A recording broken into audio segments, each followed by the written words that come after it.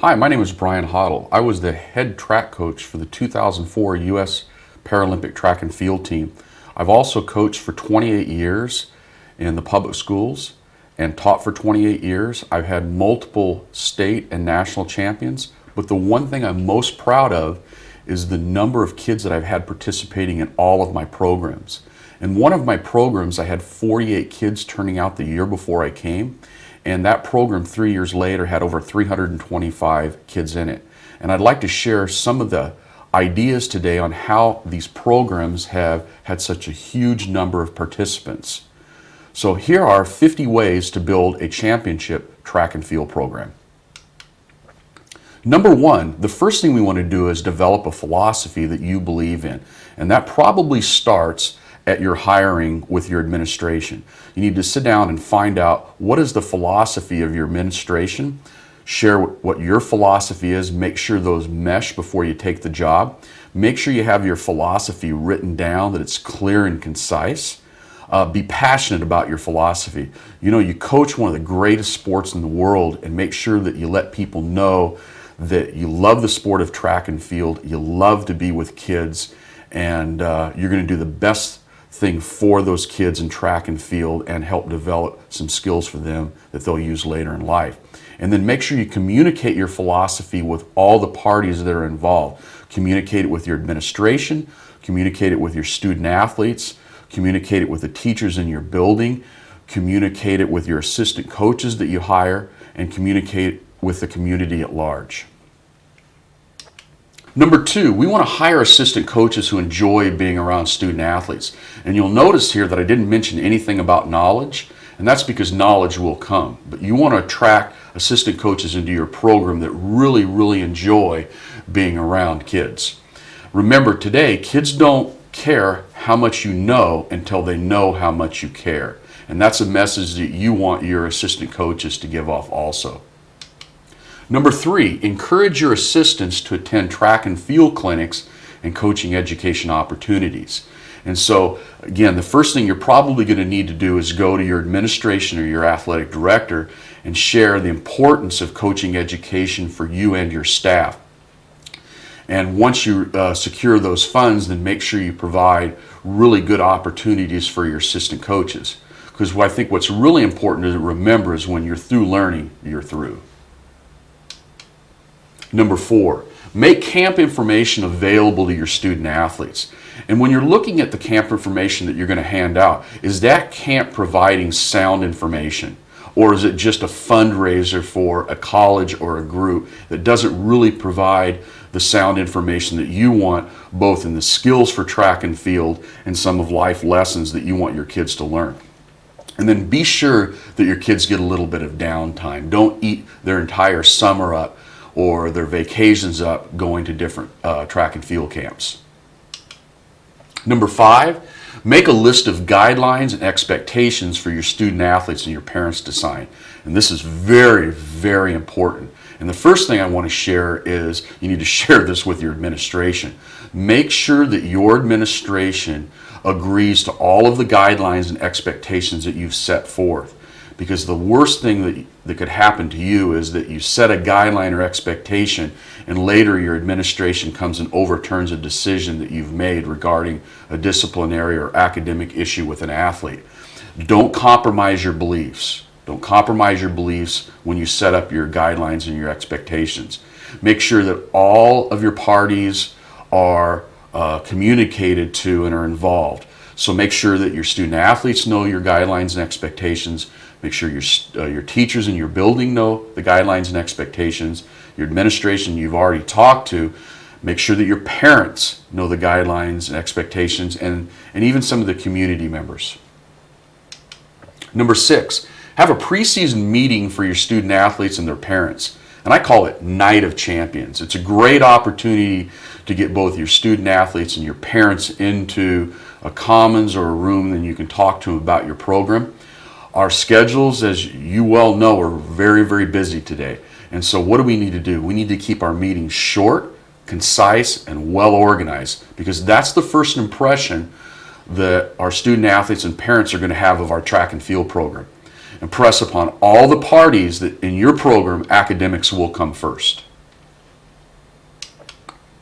Number 7, give meet results to all your faculty members. So the day after the meet, take your meet results. They're all written out neatly. Make copies of them. Put them in the teachers' mailboxes. Now, why do we do that? Well, we want to keep them informed. We want to keep them as our ally in our program, and we want to make them feel part of our track and field team. We also, by doing that, we're starting to create some relationships and some dialogue between the teachers and some of our track and field members. And so when they're in class, they're talking about, how'd you do in the long jump yesterday? How high did you high jump? Would you run the 100 in? How'd you pole vault? And those kind of relationships that the teachers and those track and field members build are really invaluable. Number 8, have well-defined academic expectations that showcase your philosophy and don't waver from them. So again, the first thing we need to do is we need to make sure we've cleared any of those academic expectations with our administration. Now, we may need to check with our state governing body, our league, your school district to determine if standards are already set. And then remember, your team is going to be a farm team for life. Very seldom will you have an athlete in your program that will go on and earn money using track and field as their source of income. But they will use the skills that you teach them about life in their jobs, college, or whatever they decide to pursue later in their life. A lot of kids today are concerned about getting athletic scholarships, and that's very noble. But one thing they may want to be aware of is that there are 100 times as many academic scholarships as there are athletic scholarships. So really, instead of going to a camp, they may want to spend more time in the library and take advantage of the odds.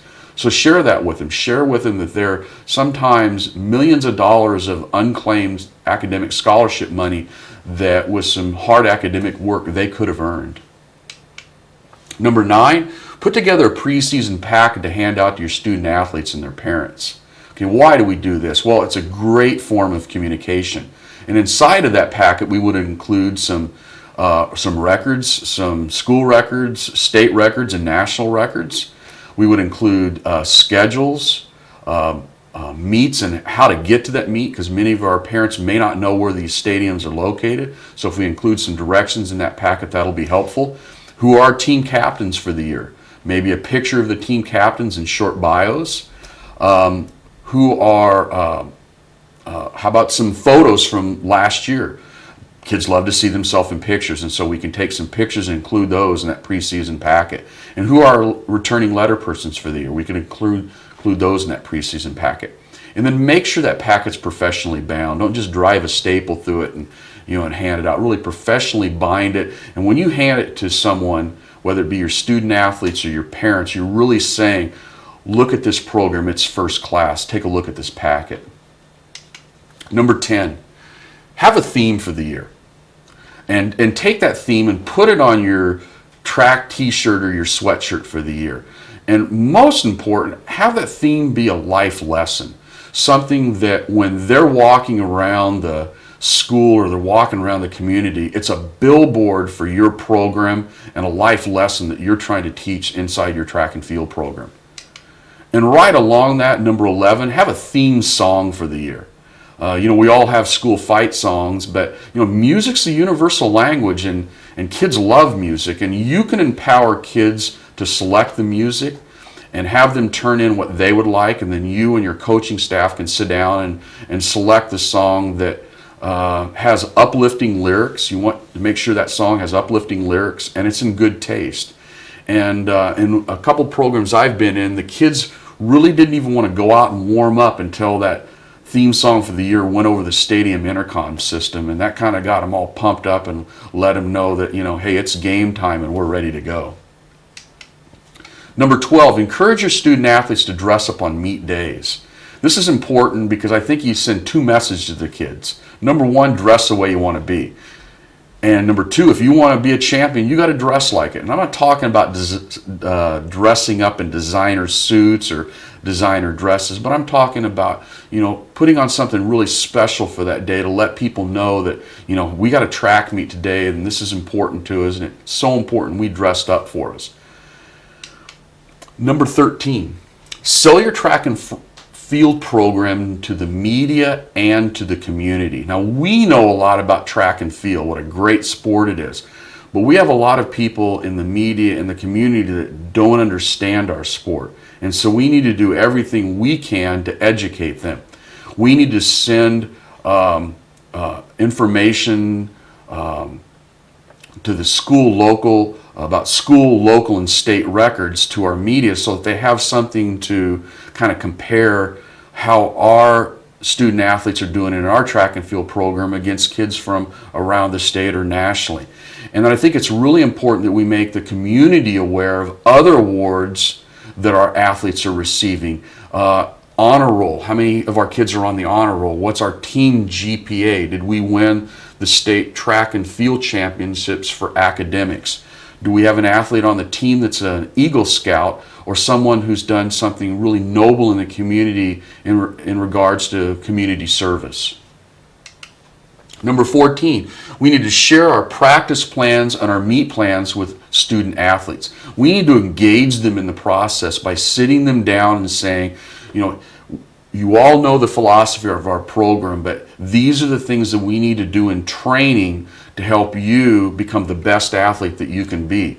We need to let them know what we're doing and why we're doing it. And the reason for that is that kids today don't want to just know what, they want to know why they're doing it. And so if they come up and say, why are we doing this type of sprint workout? And you're able to sit them down and say, well, you know, we're addressing this energy system in your training, so that's why we're doing that workout. Or we need to get so many relay handoffs in because we've been a little bit shaky getting out of the relay zone. And once they understand why they're doing it, they really buy in. And I think you get a little bit better performance from them both in practice and in meets when that happens. Number 15, plan your season backwards from the state meet to the first day of the season. And I think one of the things that you can do is you can post your workouts and post them so that the kids have time to process them and kind of see what you're going to do either that day or throughout that week in your training plan.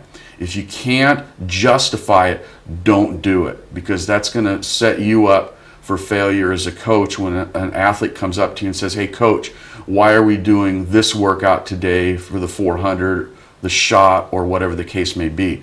And sometimes it's not what we do that counts, it's what we don't do that counts. Sometimes you may see that you're out there and you're working your kids really hard, doing these hard practices, and really what they need that you might be missing is they need a day off. They need a day off physically and they need a day off mentally to kind of re-engage themselves for the season. Number 16, emphasize the importance of warming up and warming down each day. An athlete won't help your program if they're injured. And so what can we do? Well, we can invest 30 to 40 minutes of an active dynamic warm-up, which is absolutely critical. I want you to think of it this way. Think back to high school metal shop, and you had a piece of wrought iron, and you needed to move that wrought iron.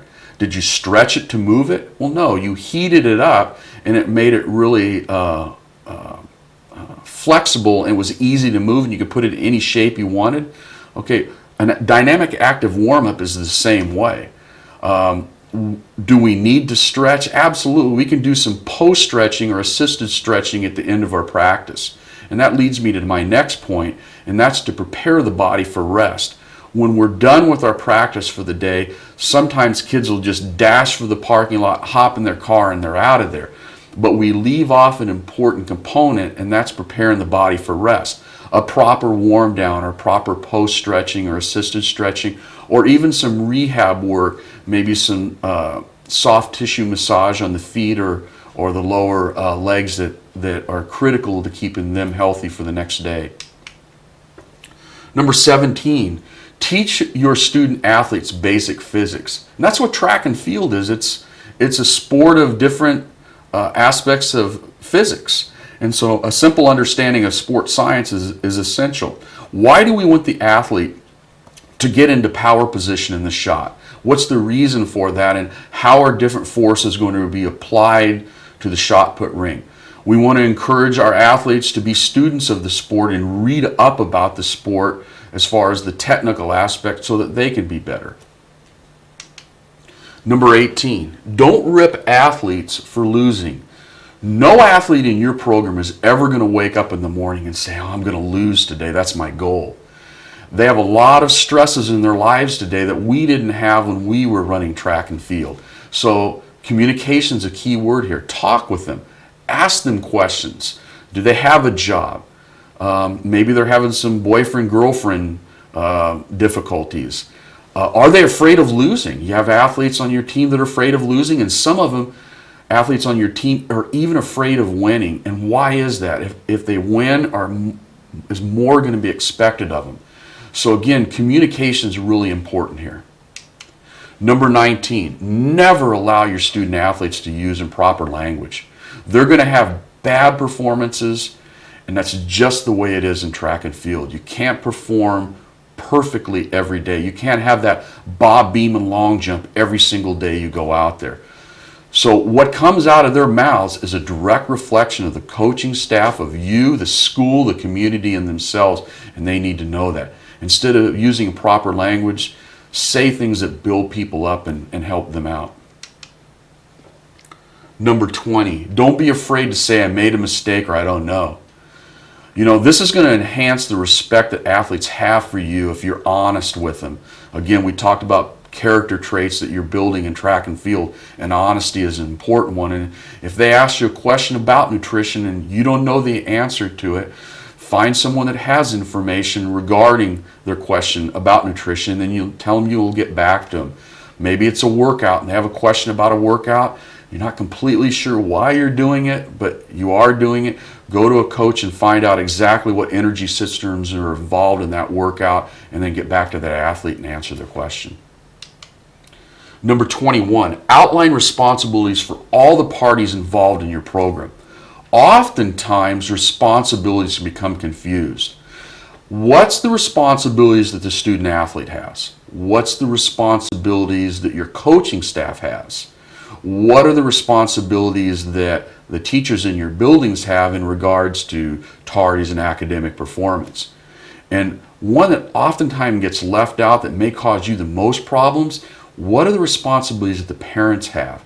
Sometimes some of our parents cross over and they take on the responsibilities of the student athlete, or sometimes they'll even take on the responsibilities of the coach. And if responsibilities become confused, then sometimes the program can really suffer.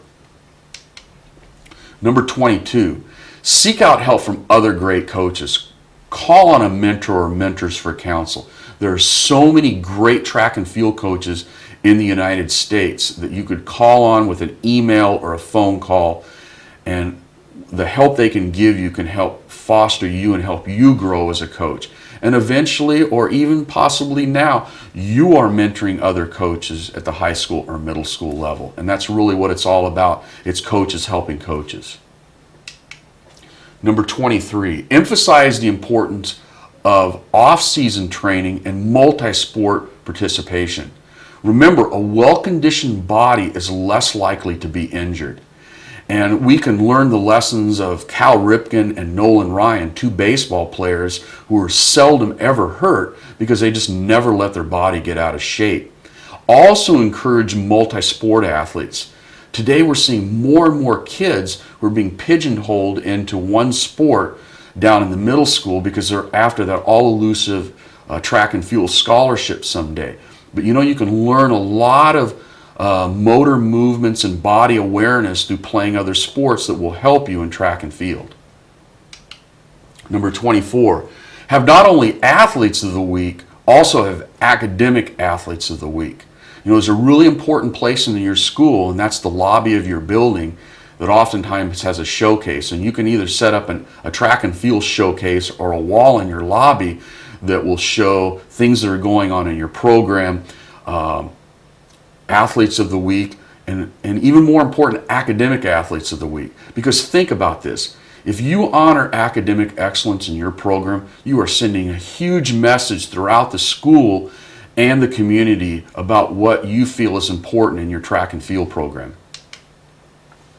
Number 25, teach your student athletes to write outcome and performance goals. Now, most of our athletes are quite familiar with outcome goals, but we need to emphasize performance goals on a daily basis. How much sleep are they getting? They should be getting 8 to 9 hours of sleep a night, and it should be consistent sleep. The national average is about 7.1 hours of sleep a night, and many of our kids are getting less than 6 hours of sleep. And then they come into practice and they're not able to perform at a high level. What about nutrition? What are the things that they're consuming at lunchtime, the night before, or for a snack, and then coming to your program? Are they aware of the things that will fuel their body really well? Most of your athletes probably have a car, and they'll do everything they can to put all of the right fuel and things into their car to make it perform. Well, they need to treat their body the same way. And then oftentimes we leave off the rehab aspect of track and field. Track and field is a pretty ballistic sport with a lot of jumping and throwing and sprinting and bounding going on, and it can tear your body up. And so are you teaching them some simple massage techniques that they could do on themselves or that you could help them out with? Are they taking ice baths to take care of those practices that really ding you up pretty hard? And again, part of rehab is getting good sleep. Outcome goals can't be controlled. And an outcome goal example would be, I want to run 21.8 and win the state championship. You know, you really can't control that. But what you can control are the performance goals, the things that will help you get to the point where you can run 21.8 and hopefully win the state championship. Number 26 is a really inexpensive thing to do, but really powerful and really helps in the recruiting process. And that's design a team bookmark with a meet schedule. Take some tag board, divide it into 1.5 by 5 inch squares. Take the schedule for your meets, type them out on the computer and cut it out. Glue stick it onto the tag board, laminate it and cut it up, and you've got some great bookmarks. Hand them out all over school. You'll have laminated 1.5 by 5 inch bookmarks all over your school. Encourage reading. Put together a list of books that are about track and field in your library, about skills or even people that have gone on and been successful in track and field, and put that in your preseason packet. Encourage kids to read more about the great sport of track and field. Number 27, have potential captains apply for those positions. Don't just appoint people, have them apply for them. Outline the criteria for being a captain. This is what's going to be expected of you if you're a track and field captain in our program. And then develop this attitude on the team that being a captain is really a true honor. It's really something special. You have your picture in that preseason packet. There's a short bio that talks about you and why you're a captain of this team. Number 28, test and diagnose your athletes in the early season. Doesn't a doctor test you when you go to them if you have an injury to see the strengths and weaknesses? That's what they're trying to find out. What are the strengths and weaknesses that you have that they need to address? Well, we need to do the same thing as a coach. And we can do that by running a 30-meter fly. And a 30-meter fly is running 30 meters all out. And a fly just means you're on the run, and we can put a watch on it. How about a standing long jump? How about a standing triple jump? Both measures of power. How about an overhead backwards throw with a 4-kilo shot? And how about a fly 300 meters? I'm sure they probably won't be lining up to volunteer to do that test, but it's a great test. And so all of these you can get some data on your kids before you get too far into the season and see what their strengths and weaknesses are. Number 29, don't be afraid to remove an athlete from the team if they've done something to warrant removal. Have clearly defined expectations and guidelines. Again, you shared those with the administration. Follow through on those and make every effort you can to help athletes succeed. However, you can't be afraid to remove an athlete. And don't just remove an athlete based upon whether they'll help your program or they won't. If they've done something that you didn't feel was appropriate and that broke some rules and guidelines that you set down, perhaps they need to be removed from your team. Number 30, if an athlete chooses to use drugs or alcohol, they choose to no longer participate on your team. There's no questions asked here, and there's no excuses. They have broken the law, and you do not want that person on your team. However, let them know that you still care about them. They made a mistake. Everyone makes mistakes. And let them know that when they serve whatever penalty it is for using the illegal drugs or the alcohol, that you welcome them back on the team when they get things kind of straightened out. Number 31, involve your team in a community project. There are so many community projects that you could do. You could do tree planting, you could do barking, you could go help a senior citizen with some things around their lawn or whatever the case may be. But encourage and impress upon all the athletes the importance of giving back to one's community. What a great PR tool that will be for your team, and what a great life lesson you'll be teaching your student athletes on your track and field program. Number 32, never ever allow your student athletes to make excuses. And I think what will help in this area is if they have well written out performance goals and they're focusing more on the performance than the outcome. And I see that a lot in the sprints, where you'll go into a climate where the weather's either windy or rainy and they don't run what they wanted to run. If they understand that they did get a good start and they finished strong and their mechanics looked well and that was part of their performance goals, then on that day they really did succeed. With rights come responsibilities, and with some of your athletes, especially your captains, you're going to give them more rights. With more rights will come more responsibilities, and they need to understand that. If you mess up, you just pay the price and move on. You'll learn from your mistake, and that's just part of growing up and becoming an adult. Number 33, this is an important life lesson. Adopt an on time is late philosophy. That's something they're going to carry on into their job someday. Teach them to be early for all events. Teach them to be early for practice. Teach them to be early for the meets.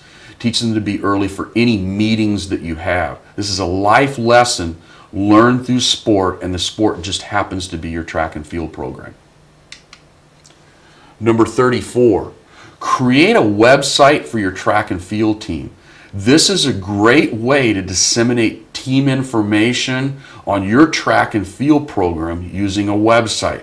What you'll probably find is you're going to get hits not only from the student athletes on your track and field program and their parents, but you're going to get hits from other kids around the school and other people in your community.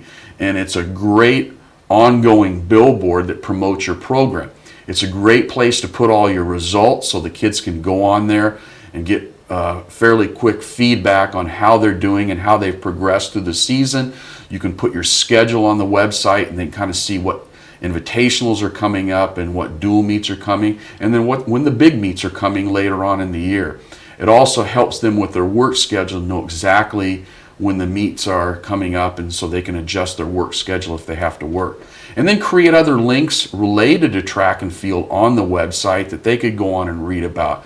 Putting on DISTAT or usatrackandfield.org or other websites that they might be interested in going on and looking at. Number 35, teach your student athletes to say thank you. They're really two powerful words that have unlimited dollar value. Teach them to say thanks to the officials. The majority of meets across the United States, officials don't get paid. They're out there because they love the sport of track and field and they enjoy being around track and field athletes. Have them thank their parents. Their parents, help in laundering their uniform and getting to places that they need to be. Oftentimes help pay for equipment that they need, shoes, etc. Thank the teachers who oftentimes go out of their way to talk to kids in the halls about how they're doing in track and field and how they're doing in their class. And thank their teammates for supporting them, throughout the year in track and field and encouraging them. Number 36, use track and field to teach good character traits.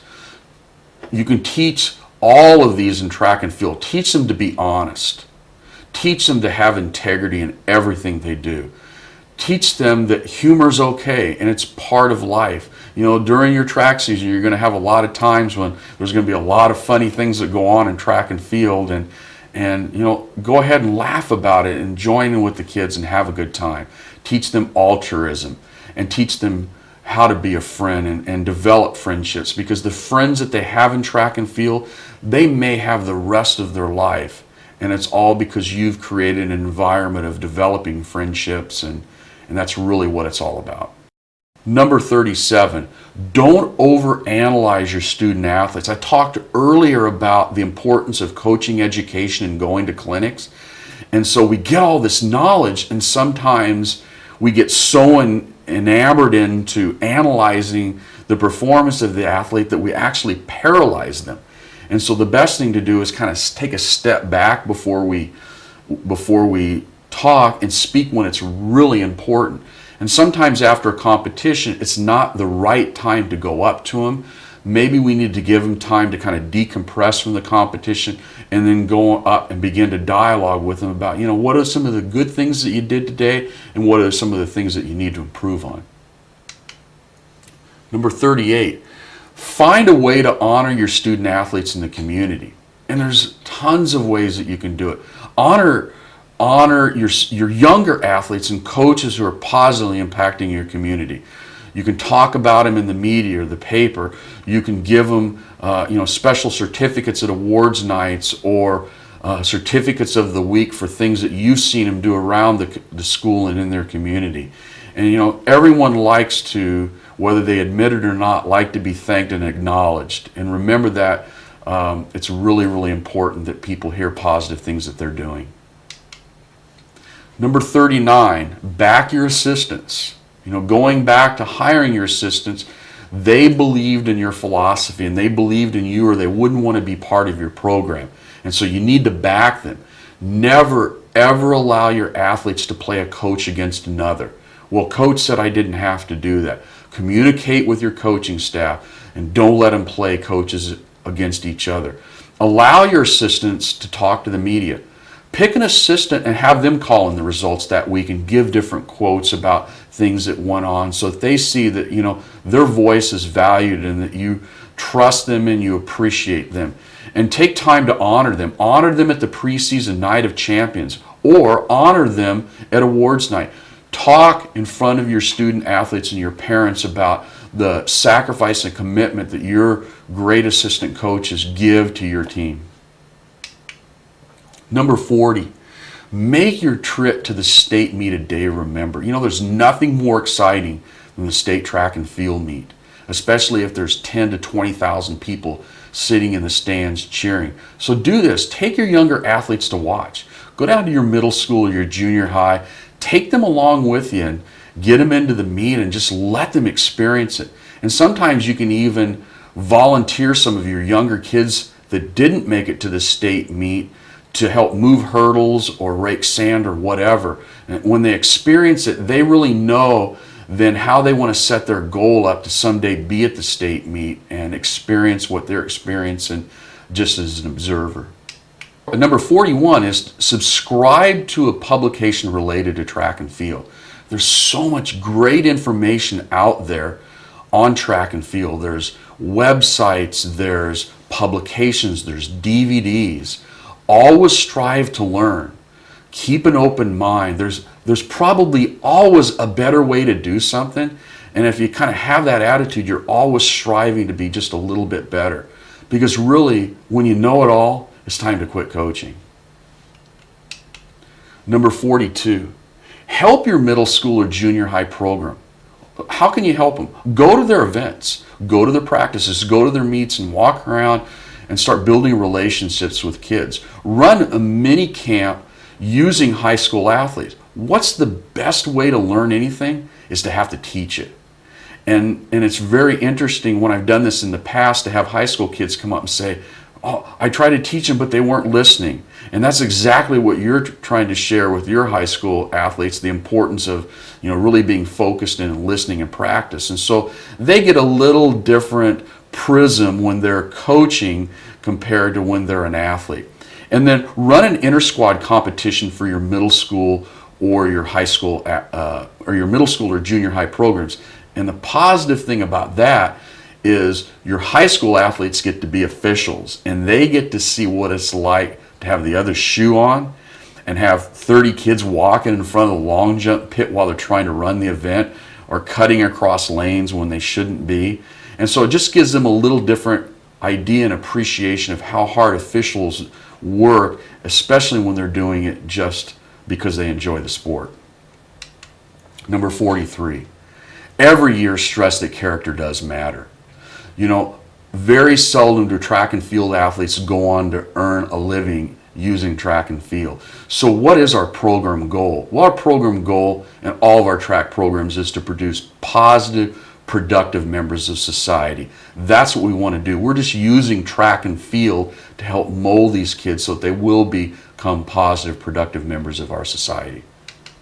Number 44, encourage your student athletes to keep daily monitor logs and workout charts. Wow, is there a sport that this is more important to do? It's got to be track and field. It's so important to write down your workouts, talk about how you felt before and after the workout.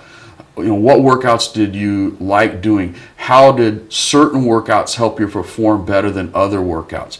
Chart down sleep patterns and how are you sleeping? Are you sleeping consistently?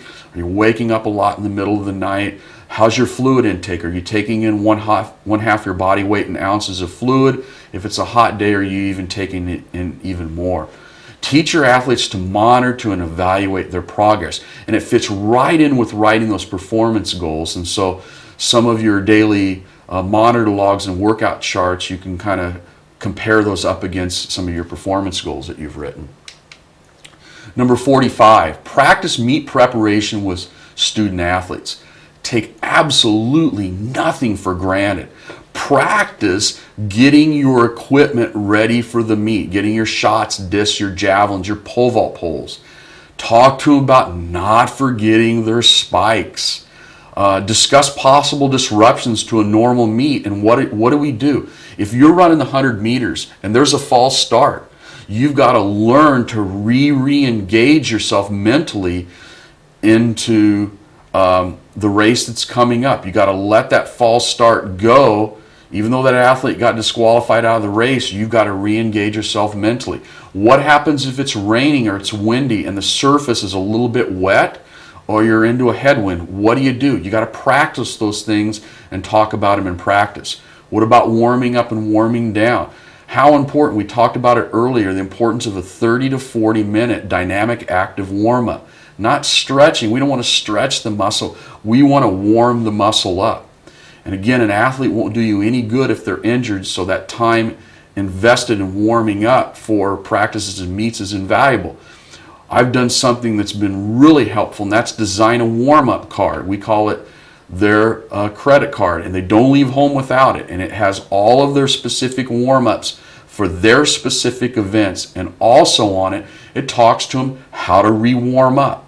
All too often, teams will warm up when they arrive at a stadium as a team, and then what will happen is that youngster won't be running until 45 minutes later, and they will have sat in the stands, hopped out when they heard the first call, and they're not warmed up. So talk to them about how do you re-warm up between your different events.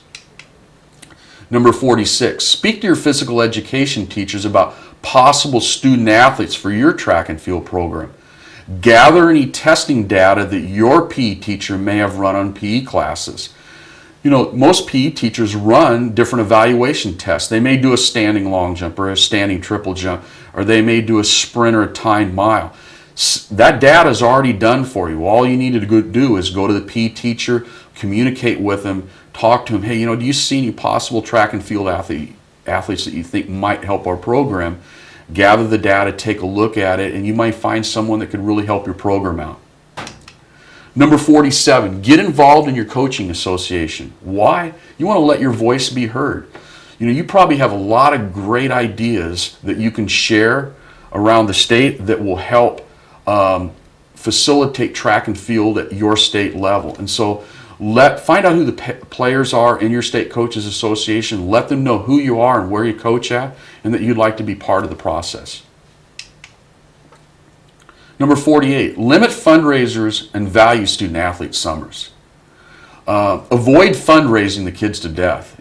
Today times are kind of tough, and programs are being cut back on their funding, and so coaches are forced to go out and fundraise. But sometimes kids just get tired of selling things. And so evaluate, do we really need that in our program? And am I going to invest my time and the kids' time in fundraising? And I think another important part is don't eat their entire summer at practicing and competing. Kids not only need physical downtime, but they need mental downtime from their sport. And many kids are involved in other sports also, and sometimes their summer can be completely eaten up practicing, going to camps and competing when they really need that downtime. So be aware of that. Respect family time that the kids need with their families, and I don't think your program will suffer at all. Number 49, study winners and encourage your student athletes to study winners. And not just in track and field, but in business and in life. Study men and women who've been successful. Why did they win? Why are they successful? How did they win? How are they successful? And what characteristics to all of these successful people or people who win, what do they have in common? And share that, well, with yourself, of course, but with your student athletes. And number 50, justify, defend, fight for, sell, market the importance of your track and field program to your school and your community. Co means part of the educational process, as in co-curricular. Learning doesn't stop at 2:30, or 3 o'clock just because they've left the classroom. Learning continues in your track and field program, and that's a message that you need to send out. Remember, when funds are low, guess what could go? It could be your track and field program. But if you've done a great job in your track and field program and people know that, and you're creating an environment that's fostering life skills that will prepare people for the future, people are less likely to want to cut your program. And how cool would it be for you to hear, either from an athlete themselves or from another person, that they say, my coach had a positive impact on my life. That makes you feel really good that your track and field program had such a positive impact on someone's life, whether it be now, 5 years down the road, 10 years, or even 30 years down the road. They look back at the experience that you gave them in the great sport of track and field in your track and field program. I want to wish you the best of luck next season in your program, and go get them.